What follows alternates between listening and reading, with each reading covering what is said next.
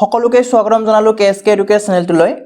আজি আমি আসাম স্পেচিয়েল টেটৰ কাৰণে দ্বিতীয়টো নম্বৰ ক্লাছ কৰিম। আপুনি যদি প্ৰথমবাৰৰ বাবে চাই আছে তেতিয়াহ'লে চেনেলটো সাবস্ক্ৰাইব কৰি ল'ব আৰু অনাগত দিনবোৰত আহিবলগীয়া নতুন ভিডিঅ'ৰ নটিফিকেশ্যন পাবলৈ বেল আইকনটো প্ৰেছ কৰি দিব। আপোনালোকে চাই আছে কেএসকে এডুকেশ্যন। আমাৰ আজিৰ 1 নম্বৰ প্ৰশ্নত আছে তলৰ কোনটো বোৰ শুদ্ধ। তাৰমানে আমাৰ কি হ'ব পাৰে, আমাৰ স্টেটমেন্ট দিয়া আছে, ইয়াৰে এটা বা তাতকৈ বেছি শুদ্ধ হ'ব পাৰে। স্টেটমেন্ট কিটা দিয়া আছে প্ৰতিটো সংখ্যাই একৰ গুণিতক, এইটো আমাৰ শুদ্ধই হয়। সকলো সংখ্যাতে কি থাকে আমাৰ, বা সকলো সংখ্যা আমাৰ কি হয়, একৰ গুণিতক হয়। সকলো সংখ্যাতে আমাৰ এক থাকে। এটা সংখ্যাৰ অসংখ্য গুণিতক থাকে, হয় এইটোও শুদ্ধ হয়। এটা সংখ্যাৰ কি থাকে, আমাৰ অসংখ্য গুণিতক থাকে। অসংখ্য পাম আমি, ইয়াৰ কোনো শেষ নাই। এটা সংখ্যাৰ আটাইতকৈ সৰু গুণিতকটো সংখ্যাটো নিজেই, এইটোও শুদ্ধ হয়। আমাৰ কি হ'ব, তিনিটা শুদ্ধ হ'ব। গতিকে আমি এতিয়া অপশ্যনটো চাম। অপশ্যন এত দিয়া আছে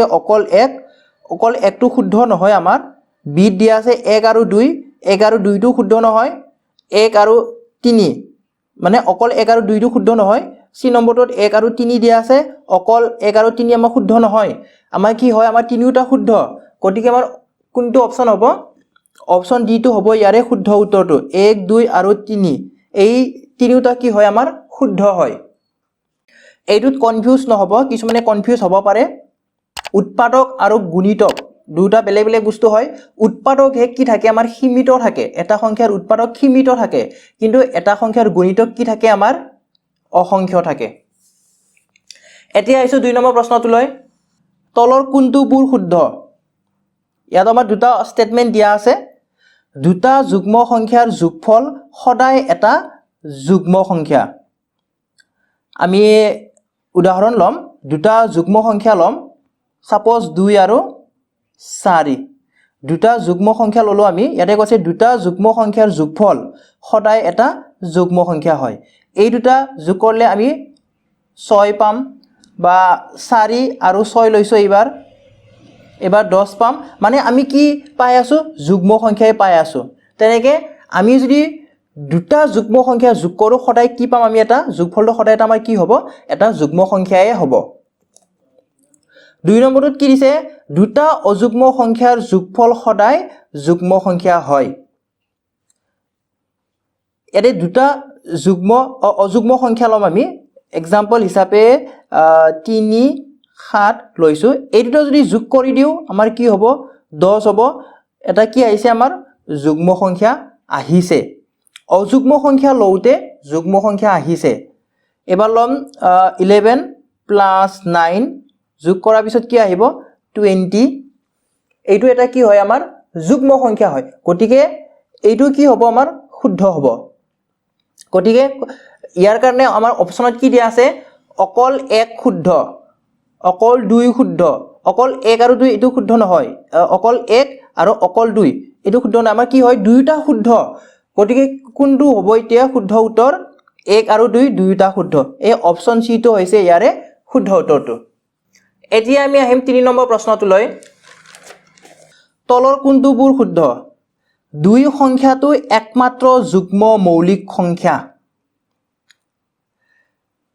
2ৰ বাহিৰে আন মৌলিক সংখ্যাবোৰ অযুগ্ম। এতিয়া প্ৰথম ষ্টেটমেন্টত দিছে 2 সংখ্যাটো একমাত্ৰ যুগ্ম মৌলিক সংখ্যা। এতিয়া চাওক, আমাৰ যিটো মৌলিক সংখ্যা আছে, এই মৌলিক সংখ্যাৰ 2টো আটাইতকৈ সৰু কি হয়, আমাৰ মৌলিক সংখ্যা হয়। আৰু এইটোও কি হয়, একমাত্ৰ যুগ্ম মৌলিক সংখ্যা হয়। কাৰণ বাকী যিবিলাক আমাৰ যুগ্ম সংখ্যা আছে, সেই যুগ্ম সংখ্যাবোৰ আমাৰ মৌলিক সংখ্যা নহয়।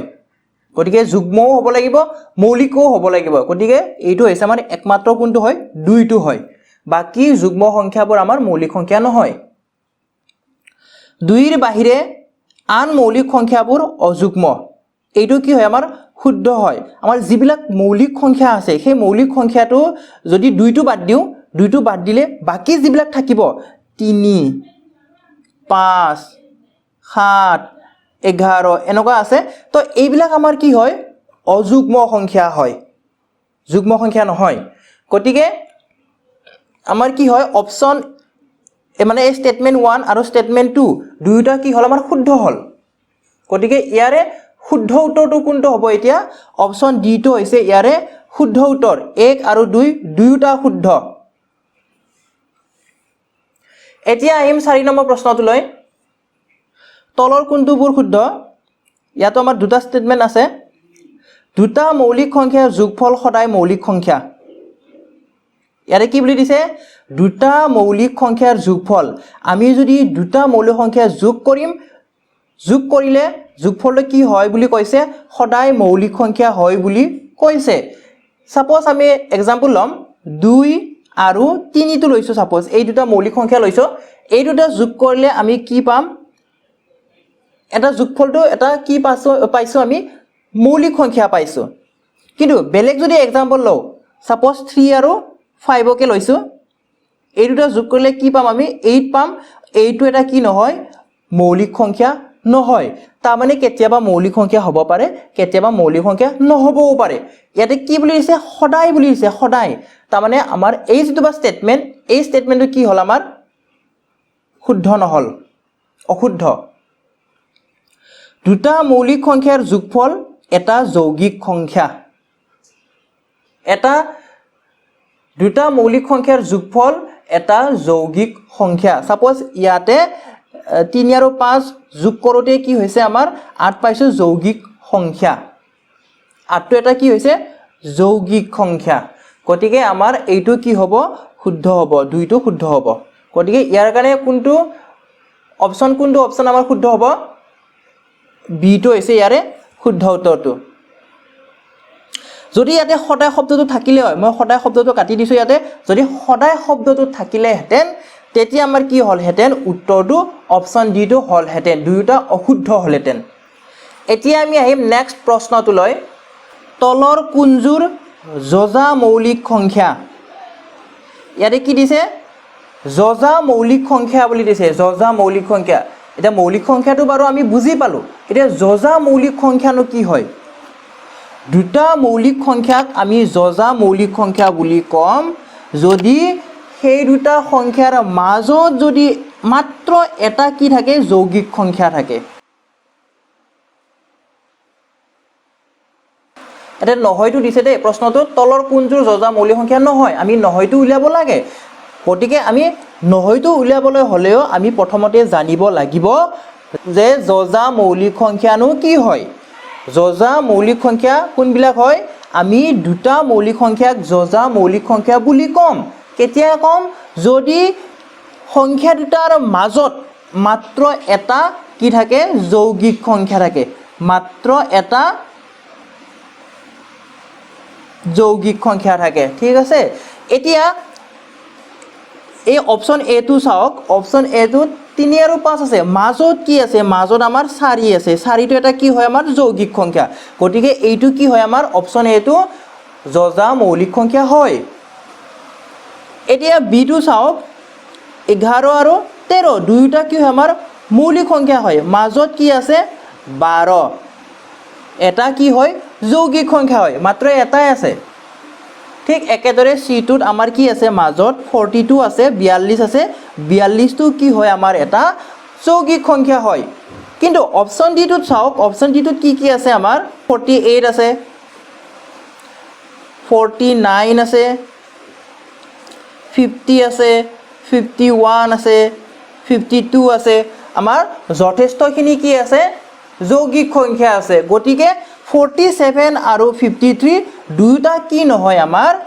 যজা মৌলিক সংখ্যা নহয় গতিকে এই 5 নম্বৰ প্ৰশ্নটোৰ শুদ্ধ উত্তৰটো হৈছে অপচন ডি এতিয়া আহিছো 6 নম্বৰ প্ৰশ্নটোলৈ ষ্টাৰৰ ঠাইত কি অংক বহুৱালে 4 ষ্টাৰ 3 5 সংখ্যাটো 9 ৰে বিভাজ্য হ'ব গতিকে আপোনালোকে যদি বিভাজ্যতাৰ নিয়মখিনি নাজানে তেতিয়াহলে আই বাটনত মই এটা ভিডিও লিংক দি দিছো সেই ভিডিওটো চাই লব তেতিয়া আপোনালোকে বিভাজ্যতাৰ নিয়মবিলাক জানিব এতিয়া চাওক 9 ৰে যদি বিভাজ্য হ'ব লাগে 9 ৰে যদি বিভাজ্য হ'ব লাগে 9 ৰে যদি হৰণ যাব লাগে বাকি নুৰুৱাকৈ হৰণ যাব লাগে তেতিয়া হলে এটা শৰ্ট ট্ৰিক আছে মানে কি কৰিব লাগে আমি যিটো সংখ্যা 9 ৰে বিভাজ্য হ'ব লাগে সেই সংখ্যাৰ অংক কেইটা আমি যোগ কৰিম অংককেইটা যোগ কৰি যোগফলটো যদি আমাৰ 9ৰে বিভাজ্য হয় তেতিয়াহ'লে সংখ্যাটোৱে কি হৈ যাব আমাৰ 9ৰে বিভাজ্য হ'ব এতিয়া অংককেইটা কি আছে আমাৰ 4 ষ্টাৰ 3 5 এইকেইটা আমি যোগ কৰিম যোগ কৰিলে যোগফল আমি কি পাম 5 3 8 8 4 12 12 যোগ ষ্টাৰ পাম আমি এতিয়া এই ষ্টাৰৰ ঠাইত এই অপচনৰ কোনটো বহুৱালে এই অপচনৰ কোনটো সংখ্যাটো ইয়াতে বহুৱালে যোগফলটো ইয়াতে যেটো যোগফল পাম এই যোগফলটো আমাৰ 9ৰে বিভাজ্য হ'ব এতিয়া আমি যদি ষ্টাৰৰ ঠাইত যদি 6 বহুৱাই দিও কি পাম আমি 18 পাম 18 টো আমাৰ কি হয় 9ৰে বিভাজ্য হয় গতিকে আমাৰ শুদ্ধটোটো আমি পাইয়ে গলো কোনটো হয় শুদ্ধ উত্তৰ অপচন এ টো হৈছে ইয়াৰে শুদ্ধ উত্তৰটো আমি যদি 5 বহুৱাই দিলো হেতেন তেতিয়া কি হ'ল হেতেন 17 হ'ল হেতেন 17 আমাৰ কি নহয় 9ৰে বিভাজ্য নহয় একেদৰে 4 যদি বহুৱাই দিলো হেতেন 4 বহুৱাই দিলে আমি কি পালো হয়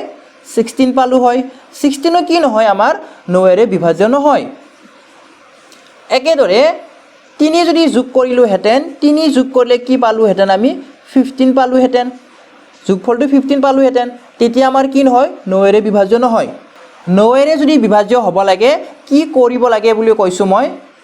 যেটো সংখ্যা 9ৰে বিভাজ্য হ'ব লাগে সেই সংখ্যাটোৰ অংককেইটা যোগ কৰি দিয়ক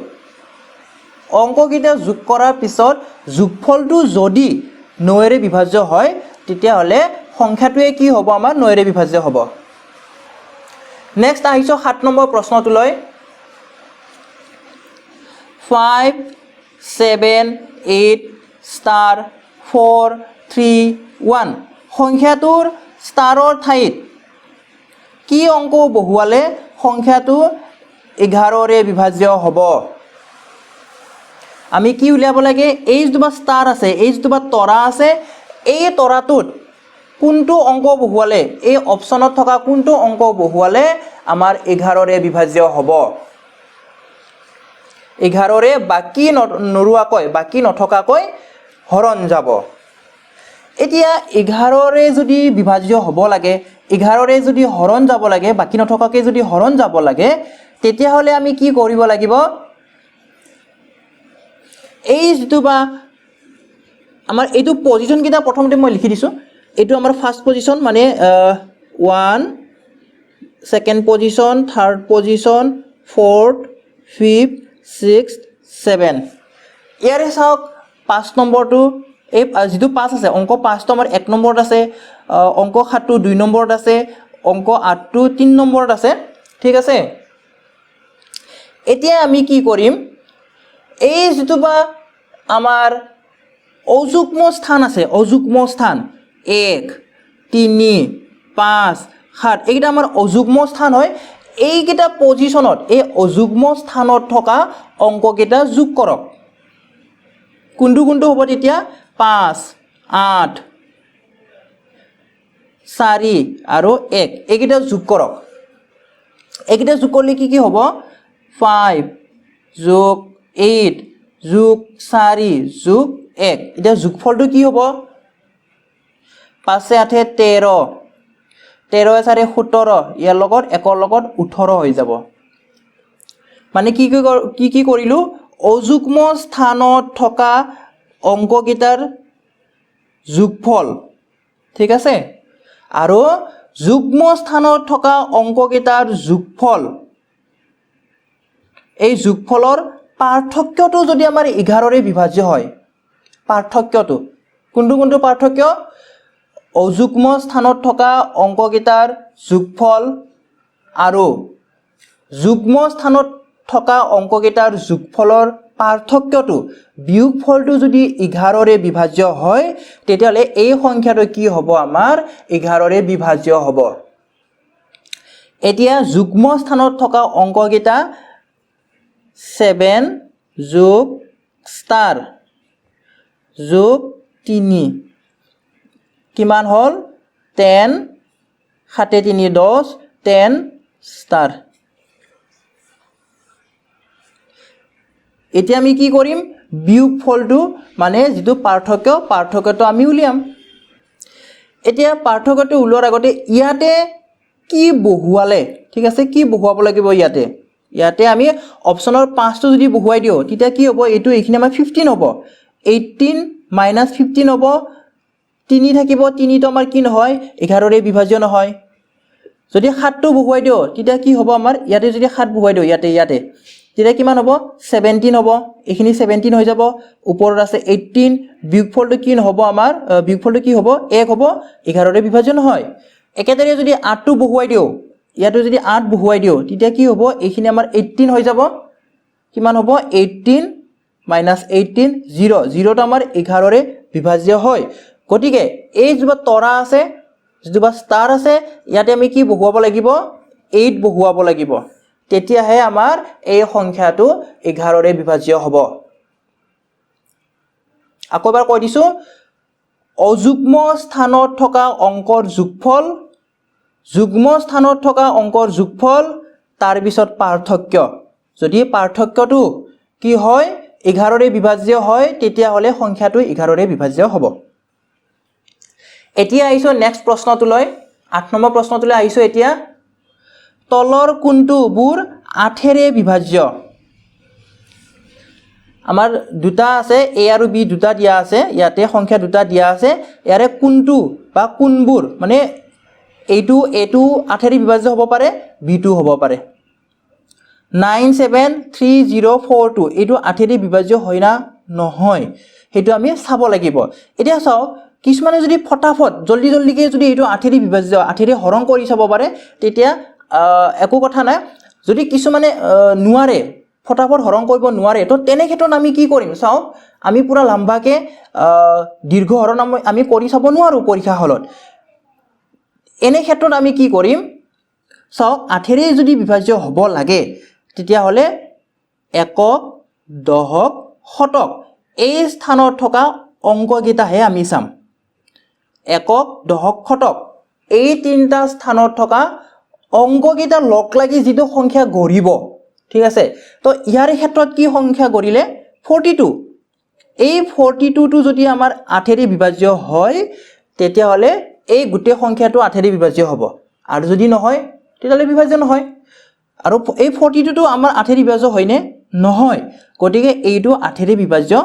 নহব কেতিয়াবা আমি ডাইৰেক্ট ক'ব নোৱাৰিম যে এই তিনিটা একক দহক শতক এই তিনিটা অংক মিলি যেটো সংখ্যা হ'ব এই সংখ্যাটো আমি কেতিয়াবা ডাইৰেক্টলি ক'ব নোৱাৰিম যে 8 ৰে বিভাজ্য হয় বুলি তো তেনে ক্ষেত্ৰত আৰু এটা ট্ৰিক আছে কি কৰিব লাগিব একক স্থানৰ অংক যোগ 2 পূৰণ দহক স্থানৰ অংক যোগ 4 পূৰণ শতক স্থানৰ অংক এনেকৈ কৰিলে অতি সোনকালে 8 ৰে বিভাজ্য হয় নে নহয় আমি উলিয়াব পাৰিম এতিয়া চাওক অপচন বি টোত কি আছে একক দহক শতক এই তিনিটা 584 তো এই 584 টো কিছুমানে অতি সোনকালে 8 ৰে বিভাজ্য হয় নে নহয় উলিয়াই ল'ব পাৰে তো কিছুমানৰ কি লাগে সময় লাগে তো তেনে ক্ষেত্ৰত কি কৰক এইটো কৰি চাওক একক স্থানত 4 আছে একক স্থানত 4 দহক স্থানত 8 আছে তো 8 টো আমি যদি 2 ৰে পূৰণ কৰো তেতিয়া হলে কি হ'ব 16 হ'ব যোগ শতক স্থানৰ অংকত 5 আছে কিহেৰে পূৰণ 4 ৰে পূৰণ কিমান হ'ব 20 টোটাল যোগফল কিমান হল এই দুটা মিলি আমাৰ 20 হ'ব 20 20 40 আমাৰ কি হয় 8 ৰে বিভাজ্য হয় গতিকে এই অপচন বি টো আমাৰ 8 ৰে বিভাজ্য হ'ব গতিকে ইয়াৰে শুদ্ধ উত্তৰ কোনটো হল অপচন বি অকল বি টো হৈছে 8 ৰে বিভাজ্য এটো নহয় আশা কৰিছো আপোনালোকে বুজি পাই আছে এতিয়া আইছো 9 নম্বৰ প্ৰশ্নটোলৈ ষ্টাৰৰ ঠাইত কি বহুৱালে 4 3 7 সংখ্যাটো 9 ৰে বিভাজ্য হ'ব মই অলপ আগতে কি কৈছিলো যদি 9 ৰে বিভাজ্য হ'ব লাগে তেতিয়া হলে সংখ্যা থকা